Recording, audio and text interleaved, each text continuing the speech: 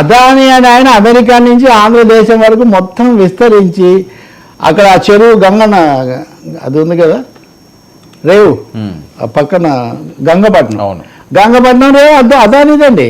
గంగవరం ప్రతి చోట గంగవరం పోర్టు అది విశాఖ ఉక్కుకుండా వచ్చింది. ఆయనకి ఇస్తే ఆయన విశాఖ ఉక్కుకు దిగుమతి అయినటువంటి ఖనిజాన్ని ఆయన నేను ఇవ్వనంటాడు, నాకు డబ్బులు కడితే కానీ.